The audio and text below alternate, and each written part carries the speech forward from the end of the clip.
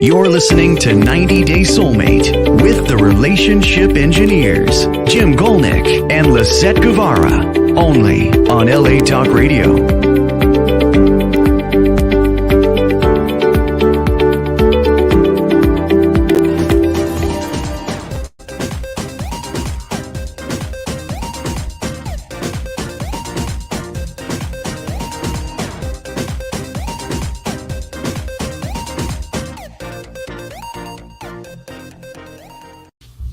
Welcome to 90 Day Soulmate with Lisett and Jim. Do you imagine that there's an alien creature living inside of you, controlling you, making you do everything that you choose to do? Your thoughts are not your own. Your emotions are not your own. Your essence is not your own. For 3.5 billion years on Earth, bacteria have been living here. Can you believe it? Yes. And you know where they are today? They are in our stomach. They're in our intestines. They may be controlling everything we do, and they may be using us as a host to survive, to gain food for them, for they can multiply, so they can travel where they need the right temperature to survive, the right food to survive. Maybe they decide eat chocolate. Or wine. It's not my fault. It's the bacteria. It's the bacteria fault. Now I have someone to blame. There you go. What we're going to talk about today is shocking behavioral influences. Things that influence our behavior. Bacteria, epigenetics, and our prefrontal cortex. The expression of your genes can be triggered not only by your environment, not only by your family, but how about by your gut bacteria?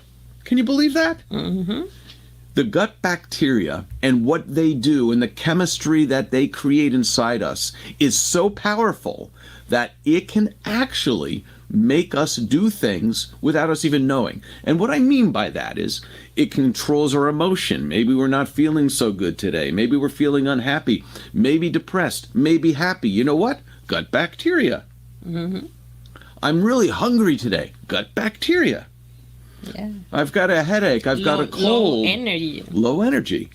Gut bacteria. Yeah. By the way, today's show wasn't going to start off with gut bacteria, but I just had this feeling. What did you last I night? had this feeling. I don't know. I had this gut feeling that's Okay. to go on this. I got All right. You got me. So we're going to actually start off with a little bit of information that we took from our show that we did in October. I think it was October, what was it? October 15th of 2023, which was all about the gut. And that was really getting into how it's made, the different organs and different stuff. And we're going to put that aside because that's not as important as the bacteria itself. Yeah. So let's get started on this. Our tour. Bacteria, the first life on Earth, 3.5 billion years of evolution. Colonies of bacterial cells form biofilms and other ordered and complex superstructures. They adopt different survival strategies to make their life comfortable. Bacteria communicate with each other, and my argument that humans are simply a protective shroud to aid in the survival of bacteria. So the human body has 10 to the 14th microbes. That's individual bacteria. 10 to the 14th means 1 and then 14 zeros after it. There are 10 times more bacteria within our body than there are human cells. They are the important components of the microbiota ecosystem in the human gut. And there are over 1,000 species of bacteria in our body shortly after birth. Most of them, the majority of them, are unknown species. Did you know that? No, I believe that somebody know about everybody. No, it's like, hey, who are you? I don't know. Where did you come from? I don't know. I came across the border. Oh, illegal. Illegal bacteria. No, undocumented bacteria. Okay. Within a short time of birth, we are whittling down those 1,000 species to about 500, and they become our pattern, our personal pattern. This intestinal microbiota stabilizes to a more adult-like profile around 1 year of age. The ones that are most suited for our environment are the ones that survive. Composition of the gut bacteria community in the stomach and colon is distinctive for every human being. It basically becomes a personal fingerprint and a secret to personality, emotions, and how we see the world. Those are my expressions, by the way. I believe that the bacteria that we have in our gut, when you start to understand what it does, and we're going to get into the chemistry of gut bacteria in a little bit, but it does change our personality. It does influence our emotions. And because of those two things, it influences how we see the world. It influences our behavior. So we were talking about the gut bacteria being whittled down to these like 500 species after about a year. They are the most likely ones to survive. And it's like kind of symbiotic in a way, right? Because you're eating things that they like, you're living in an environment they like. But now think about family stress. The stress in your family, the interactions, the other chemicals that you get released into your body because of your environment influences the chemistry of your gut and therefore influences the survival of certain bacteria. It's a cycle. So it is. It can be a cycle that goes up, building strength, or it can tear you down. It's just like if you're eating really bad stuff and it's killing off good stuff in your stomach, it can be a downward cycle, just like we're talking about it being an up. What it does? It produces serotonin in the digestive tract. So 90% of the body's serotonin comes from the digestive tract. The gut alters the availability of tryptophan, impacting serotonin synthesis in the brain, and that impacts our mood and behavior. It also produces short-chain fatty acids, which promote the growth and function of the cells, which are rich sources of serotonin in the gut. Increased serotonin availability in the neonatal gut can improve the immune tolerance of the child. So these things are all positive things, but if you take it the other way, if you do it the opposite, it becomes negative. If so create so much, you can have low defense, low immune system. And in fact, I want to go back to that, is the gut itself is the first protection to an invasion of viruses and other bacteria. Imbalances in gut microbiota can disrupt communication between the brain and the gut. By the way, the gut produces a lot of the chemicals the brain uses. It can lead to mental health disorders like anxiety, depression, and neurodevelopmental conditions. Insufficient serotonin levels in the gut can also cause physical symptoms like diarrhea, constipation, bloating, and cramping. How do you think you're going to get along on a day when you're bloating, cramping, and have diarrhea? So I remember one part of my life when I have a lot of stress, I have gastritis, and this is the bit, and I went to many doctors, take a lot of medicine, and I discovered it for myself that I need to sleep more because I sleep almost 4 hours per day. Oh, that much? That much. Wow. Because I was a strong lady, and then I figured out sleeping 8 or 10 hours, I start to feel better. And then you get back to 6 or 7 or 8 later on. But that is the gut told you. Says, hey, your gut tells you got to settle down and take care of it. The survival of the gut. Right? It makes you sick when you're not taking care of it. And that's actually true. If you're not taking care of your gut, it can't take care of you. I think we're going to put that as a slogan, and I'm going to get T-shirts. Don't take care of your gut, it won't take care of you. Something like that. So what else does the gut do? Synthesizes vitamin K. It aids in the digestion of cellulose. Basically, a good gut is responsible for breaking down the food we eat into the chemicals we need for further processing. It rejects what is not needed, and it protects us from disease. And again, some of this we did go over it back in October. But we added some interesting new information to that. Let's see what else we have here. So the gut also does new blood vessel formation in this process called angiogenesis. It helps with the enteric nerve function. It is the effector systems of the digestive tract, the musculature, secretory glands, I can't even speak today. Maybe my gut is telling me something. You are hungry. I'm hungry. And blood vessels. Array of varied neurons interconnected by chemical synapses. It helps us transmit information through our body. Chemical transmission of information between neurons. Oh, I was just saying that, and there it is. So it is very important, what's going on in that gut. Let's continue on with this. It supplies essential nutrients. It is involved in the production and bioavailability of compounds that protect against cardiovascular disease, lipid and lipoprotein imbalance, helps protect against breast, colon, and prostate cancer, helps protect when it's in the right balance, osteoporosis, and helps us with menopausal syndrome. Some of us. Right? Right. So it's very important. And here are other things that can impact your gut, which is impacting the microbiota, right? The bacteria in your gut can be impacted by antibiotics, illness, stress, aging, dietary habits, and lifestyle. So drug use, alcohol, smoking, not sleeping, not going out in the sunlight, not exercising, all these things can impact our gut in a bad way. So here's some other harmful dietary factors. Sometimes a diet which is mostly from red meat and fortified cereals can have a lot of iron. That iron availability may increase the growth of bad gut bacteria. In fact, iron exposure can contribute to the colonization of certain bacterial pathogens, including salmonella. It may also be a risk for colorectal cancer. Yes, for colorectal. Colon cancer. Why did I just say that? Colon cancer. That's easy. Colorectal cancer.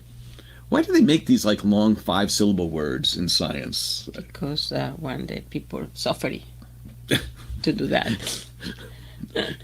Tell the doctor. Here's some of the harmful lifestyle factors. Cigarette smoking, intestinal disorders that can cause Crohn's disease, changes in intestinal irrigation and microbiome, increases, this is what smoking does, it increases in permeability of the mucosa, which is the gut barrier, meaning you will have more permeation of bad stuff through the gut itself.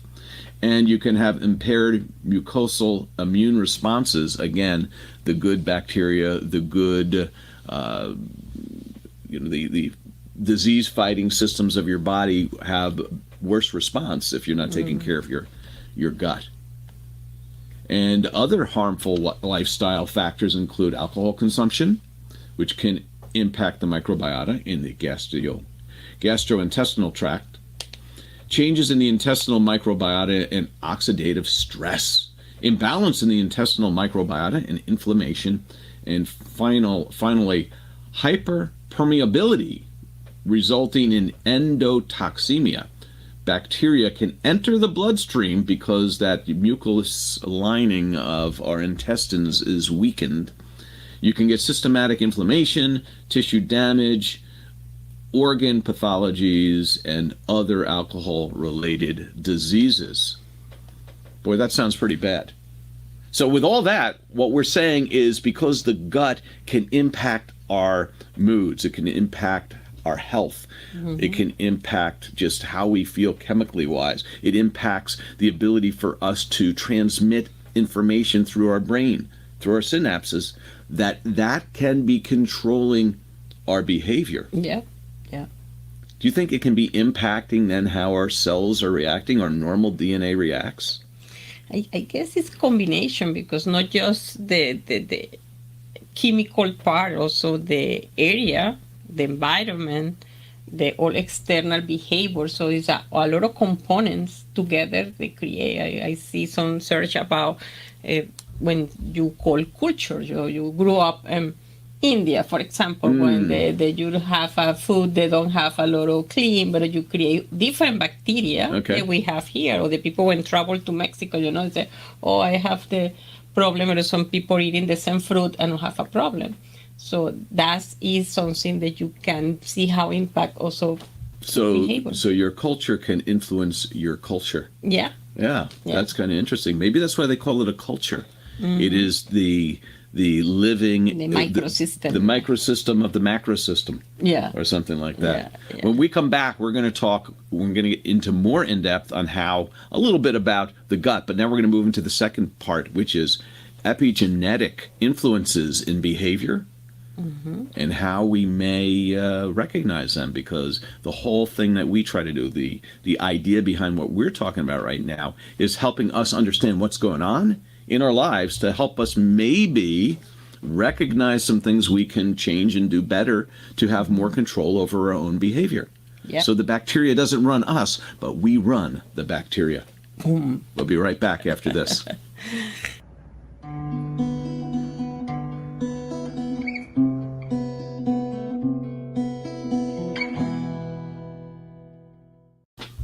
Welcome back to How My Gut Feels with Lisett and Jim. Jim. You're listening to 90 Day Soulmate, but we are talking about the gut. Now we're talking about epigenetic. That is my lovely topic today. This is what Lisett brought up last night. She's like, what about epigenetic things? I just put the topic in the what table and run away. What do you think about that? Yeah. And so, first of all, let's talk about what epigenetic is. Epigenetics is how nurture shapes nature. Behavioral, especially, we're going to talk about behavioral. Behavioral epigenetics refers to the study of how signals from the environment trigger molecular biological changes that modify what goes on in brain cells. But not only brain cells, it changes what goes on in our DNA. Basically, epigenetic behavioral influences, which can be the environment and other things, changes the expression of our DNA. And we're going to get it. This was a great subject. Let's continue on with it. Are you ready? I am ready. What is, in order to talk about epigenetics, I want to talk about what it's not. When you talk about gene and gene expression and DNA, we're not talking about a gene variant. A gene variant is a permanent change in the DNA sequence that makes up a gene. We're not talking about that. Changes in DNA do not always cause disease, not a mutation. So we're not talking about changes in the DNA. A change in the DNA would be a variant, and we're not talking about that, but we want to explain what variants are. A gene variant is a change in the underlying genetic structure. That means the code has changed, and not just the expression of the genes. Gene variants can be inherited from a parent or occur during a person's lifetime. If it happens during their lifetime, it can be a mutation of a gene.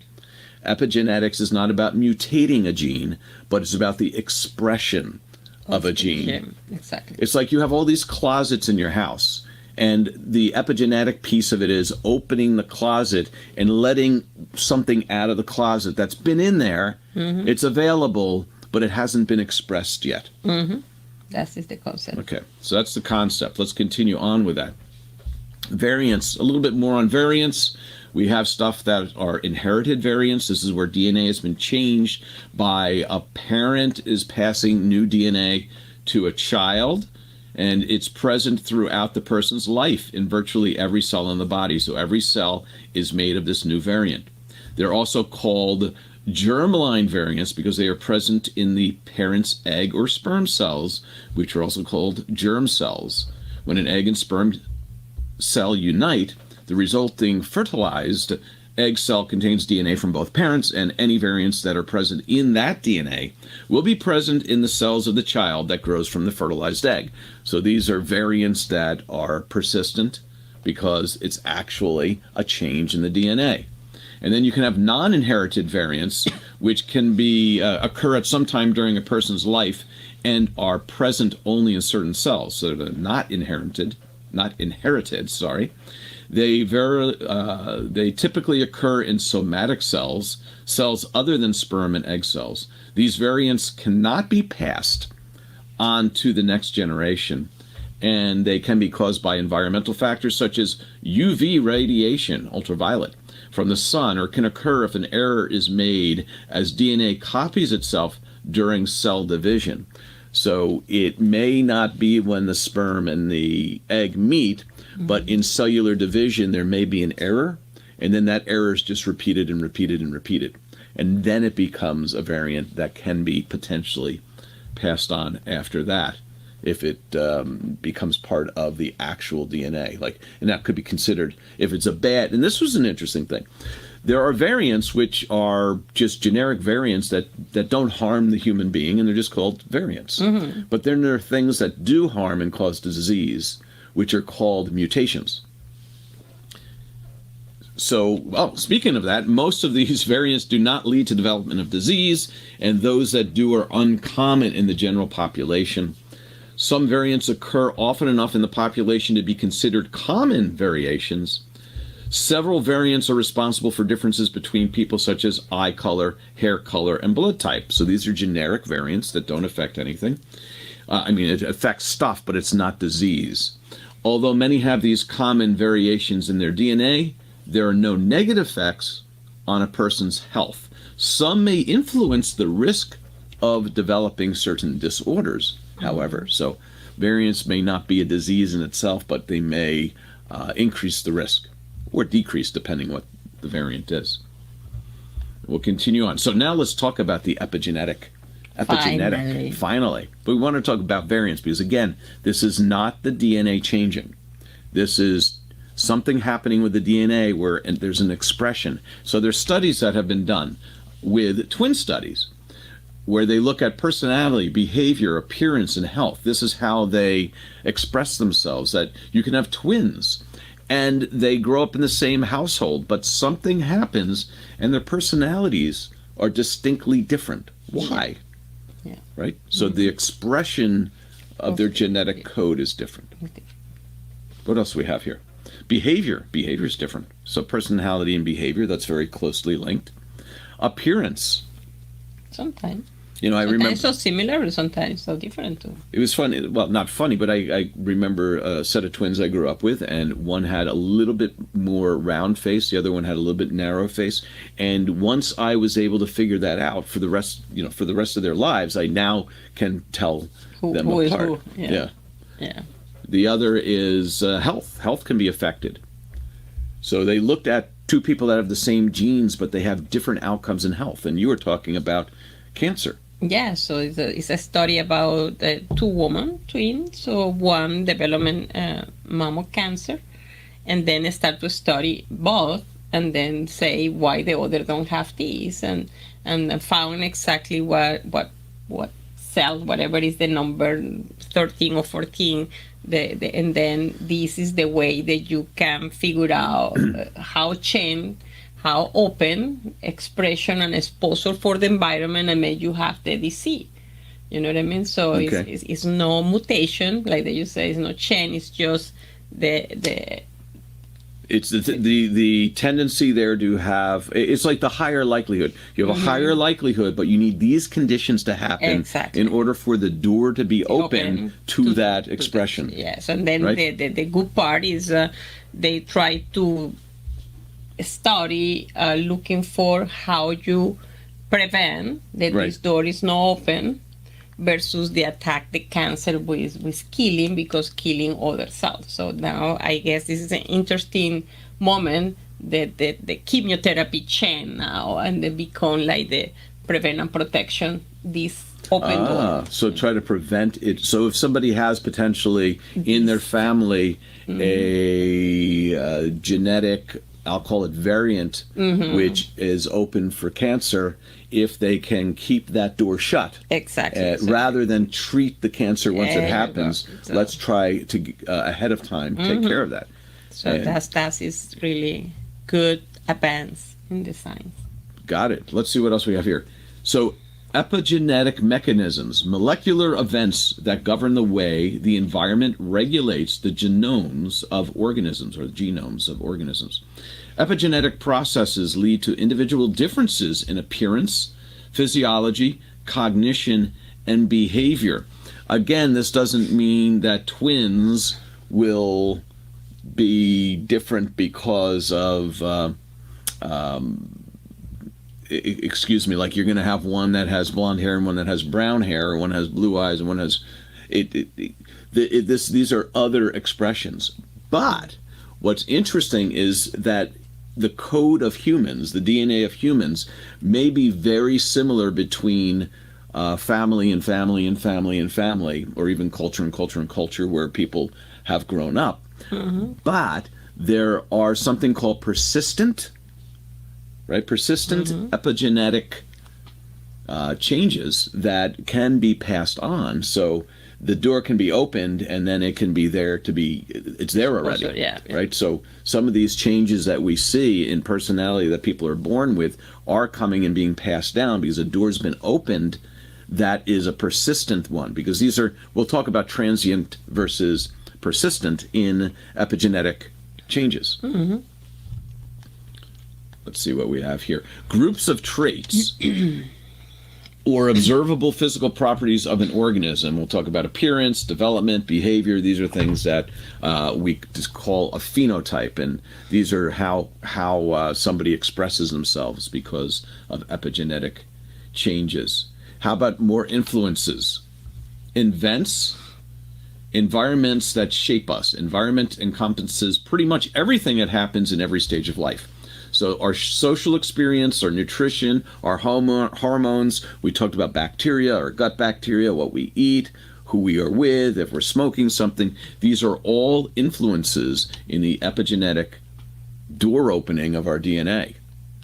Like our DNA just doesn't sit there and we're then a victim of our DNA. Mm-hmm. We actually instigate a lot of the problems we have by not taking care of our DNA, by not keeping doors shut. Sometimes it's like, I want to see what's behind this door. Sometimes you don't want to see what's behind that door. Here's some other influences. Toxicological exposures, prenatal challenges, postnatal, after. In adulthood, some things can influence behavior and the epigenetic behavioral tendencies. Self-induced versus situational versus environmental. Why did I put that there? Mm-hmm. Is that some of these things are just because the environment is what it is, and we are, if you want to call an observer in that environment, you can say we are a participant in that environment. If you want to say you're a victim in that environment, you can say all that, right? Because you may not have a choice. However, a lot of these epigenetic behavioral influences are self-induced.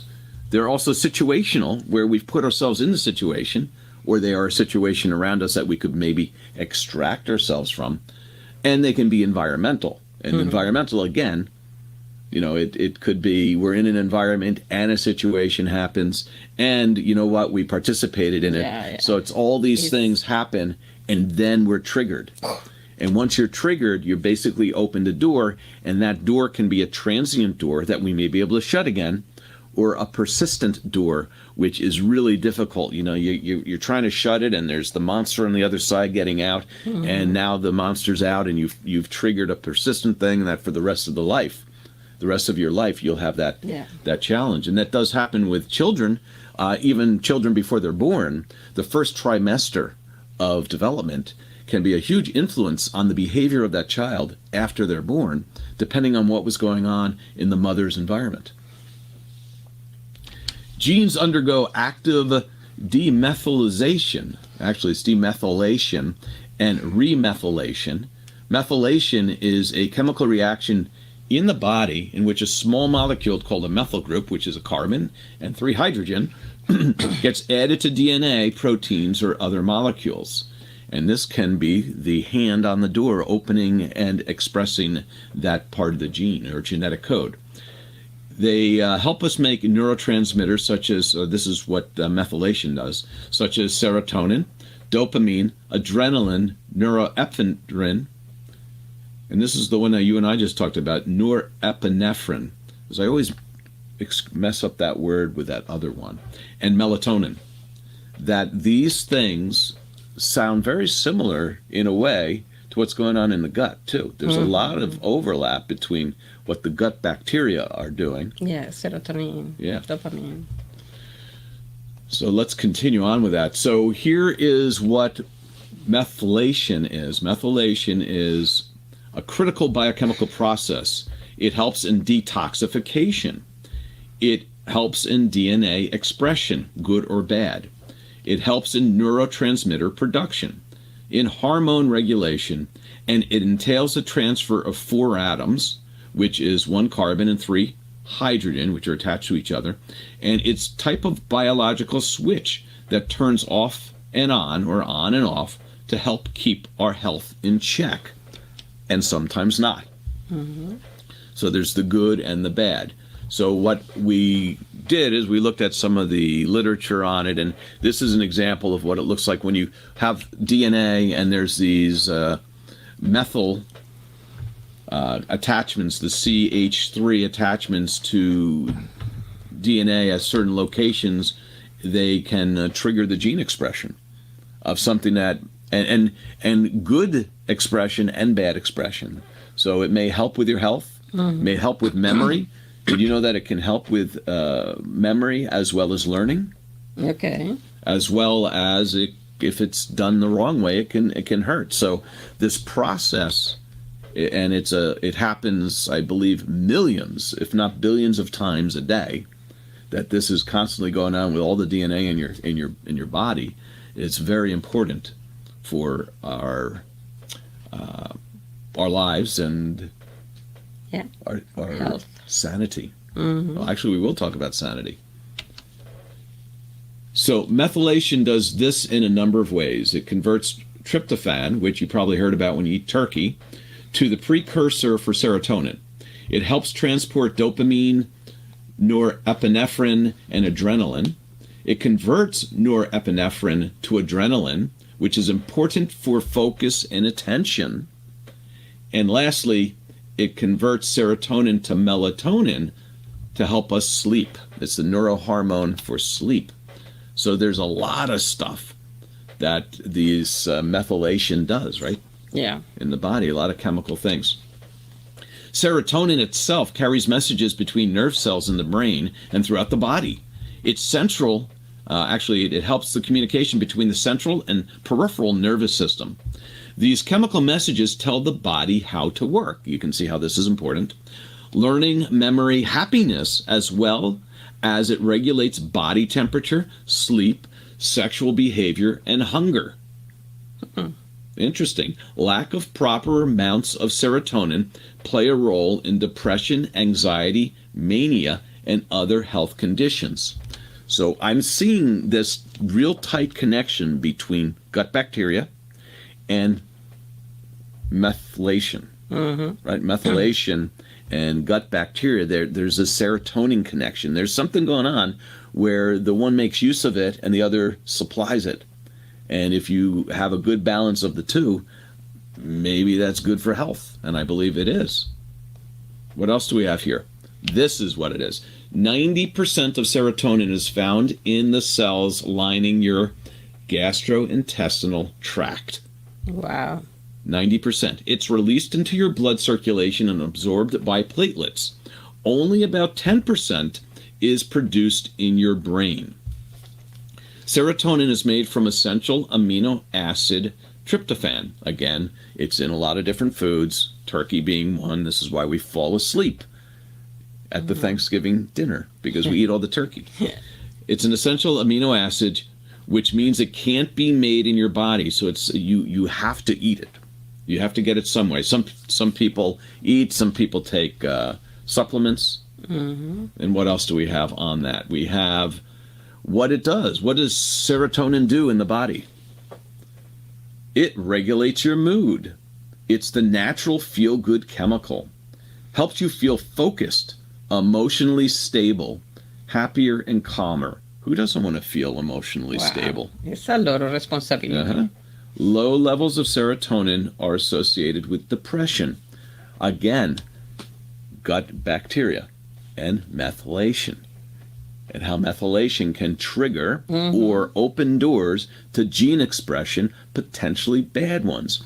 So emotionally, if you're not doing so well, and you're imbalanced in serotonin and methylation isn't working properly, and you're triggered by some outside situation or environment or person, work-related, relationship-related, it's like the perfect storm. Yeah. So what we're trying to do is calm as much of the storm as we can, right?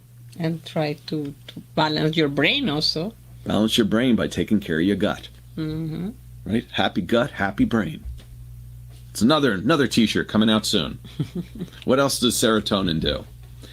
It helps in digestion. Serotonin is in your GI tract. It helps control bowel function, not vowel, but bowel, and plays a role in protecting the gut. As we talked about, it helps that protect from foreign microbes trying to cross the line and get into your blood. Serotonin also plays a part in reducing your appetite. It can also trigger nausea when too much is released too fast in the gut. That you release too much, it can't be digested. The chemical message is received by your brain, which you perceive as nausea. So nausea comes from the same stuff. So like how we feel is coming from this serotonin stuff. Yeah, this unbalanced body. Unbalanced. What else does it do? Sleep. Oh, this is important. Serotonin together with dopamine play a role in the quality of your sleep. How well and how long you sleep, like we were talking about before. Your brain also needs serotonin to make melatonin, a hormone that regulates your sleep-wake cycle. Wound healing. Can you believe it? We didn't even talk about this, but when you have a wound, serotonin is released by platelets in your blood to help heal wounds. It causes the tiniest blood vessels, arterioles, to narrow. They narrow, and this causes a slowing of the blood flow and helps clots to form. So how the serotonin helps your gut, so you don't have like micro tears in your gut. It's helping you if you get a cut on your skin, it's released from your platelets to help you To clot. Yeah. It's very important. So I wonder if you feel good, do you heal faster? If you feel good, you heal faster. Yeah. This is all so tied together. This is a great, I love our research today. This was so interesting. Me too. What else does serotonin help in? Bone health. Serotonin levels may play a role in the density of your bones. High levels of serotonin in your gut may play a role in making bones weak, so you got to have it balanced, which can lead to bone breaks and osteoporosis. Now remember, heavy weightlifting and when you're stressing your bones can help build them up. So it could be that if you're not doing exercise, which is very important for balance, and you're producing a lot of serotonin, maybe that's not good for you. So sexual health, serotonin also plays a role, together with neurotransmitter dopamine, in your desire for sex. Again, a healthy gut helps your desire. Happy heart. Happy heart. Happy gut, happy heart. soul. But would that be that the bacteria feels good and wants you to repopulate so it can grow more bacteria? Again, it's the bacteria. Honey, it's not me. But let's go out. Let's go out for a really romantic date tonight because my bacteria is feeling, The alien guy. the alien, the little microbes are feeling that way. So what else do we have? This is the big section, by the way. We're going to have a small section at the end, but here we go. Problems associated with low serotonin levels. Lots of problems. Depression, other mood problems, anxiety, sleep problems, digestive problems, suicidal behavior, obsessive compulsive disorder, post-traumatic stress disorder, panic disorders, schizophrenia, and phobias. Wow. Now, if I'm scared of having low serotonin, I have a phobia of low serotonin. Serotoniphobia. Serotonin phobia, that's what it could be. You are right. Causes of low serotonin levels could be your body isn't producing enough, you aren't efficiently or effectively using the serotonin, This can happen to you if you don't have enough serotonin receptors, or if the receptors aren't working as they should. I will also say if you have bad gut bacteria, this could also be a problem. How to build serotonin? Eat more tryptophan-containing foods. Get more sunlight. Vitamin D has an impact on it. Yeah. Take certain supplements.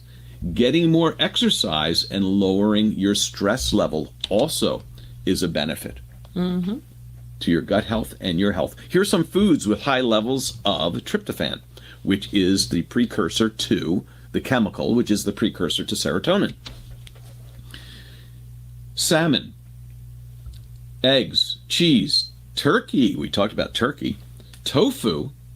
Pineapple. Pineapples, I yeah. like that. And nuts. Nuts, Yeah. oats, and seeds all are foods with high levels of tryptophan, which is that amino acid that we do not produce and we have to eat. That is what we make serotonin from. So very interesting here. Sunlight is very important, so get outside. If you don't get enough exposure to sunlight, it can lead to the mood disorder, seasonal affective disorder, SAD, in some people. Try to get 10 to 15 minutes of sunlight each day to boost not only serotonin levels, but vitamin D levels too. Consider using light therapy to get that needed daily sunlight. And then some people take supplements for that as well. Finally, I believe, exercise. Exercise. Regular exercise is known to increase serotonin levels and improve mood disorders. A recommendation that we've read on, 30 minutes of aerobic exercise 5 times a week and 2 strength training sessions per week. Strength training, again, from my standpoint, helping to keep your bones strong, because with a good balanced level of serotonin, you want to also be pushing to keep your bones strong. Yeah. And also the oxygen that you create in your blood when you do aerobic exercise improve your process in your brain, your memory, and immune system. It does. When we come back, we're going to talk about 1 or 2 research little things, and then we're going to leave you with some thoughts on the prefrontal cortex and how that can help you get your mood elevated, your gut to where it needs to be, and you feeling good as well as you could.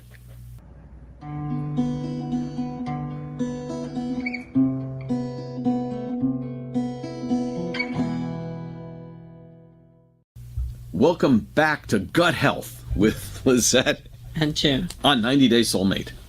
Today we've been talking about a bunch of stuff on how to get a good mood. We talked about epigenetic influences on opening the door to our genetic code and creating problems as well as creating solutions. So right now we're talking about some of the research on mood and on epigenetic behavioral influences. And let's look at that. So you have environmental influences such as a person's diet and exposure to pollutants can impact the epigenome. Epigenetic modifications can be maintained from cell to cell as cells divide, and in some cases can be inherited through the generations. You can inherit epigenetic. So again, I'm going to pop off here. These are not genetic mutations. They're not genetic variants. They are expressions of genetic code that's there.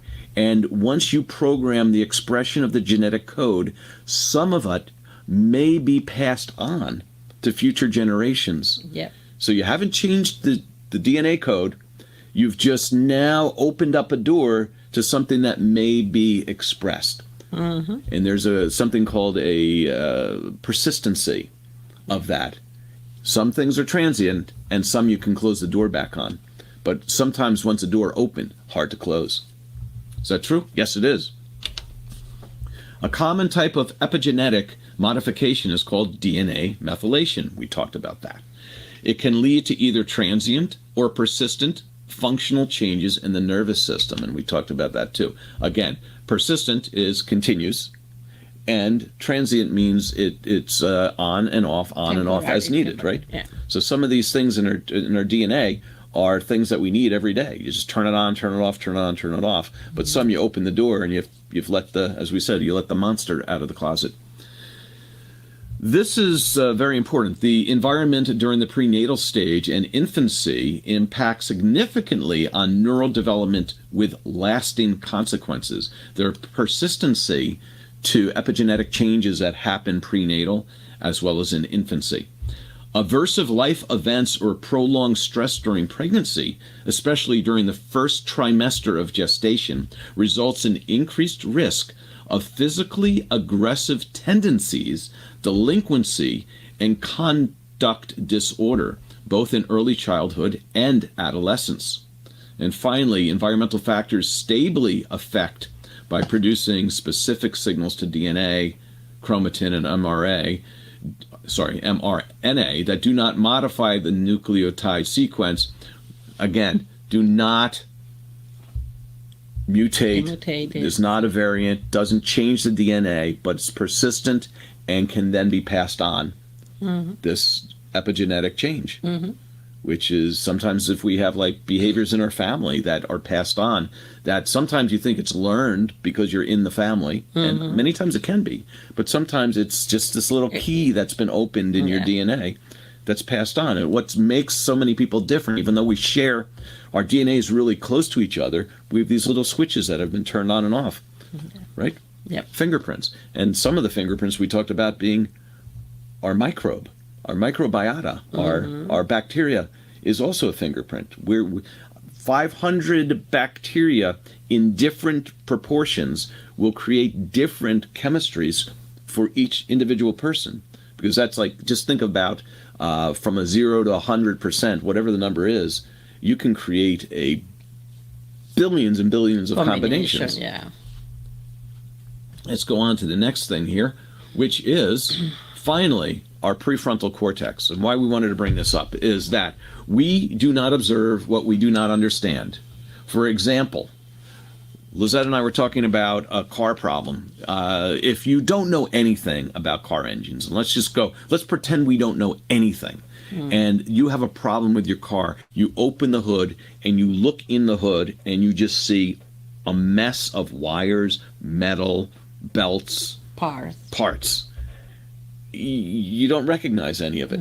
However, if you recognize that the place you add water for the coolant is low, you could look at that and go, the coolant's low. Maybe that's the problem. That's right? it. This is the only knowledge that it's the only knowledge I have. That's the only thing I see. Could be a problem. Yeah. Right? But it may have nothing to do with anything else. So if we know nothing about something, we only recognize what we do know about that something. And if we knew everything about the engine, we could start addressing it. Do I have the right amount of oil in? Can I check the filter? How is the battery? Electrical issues. Are my belts frayed? Yeah. Right? Is the battery itself corroded at where the cable connects? And the more you start to know, the more you see, the more you can analyze.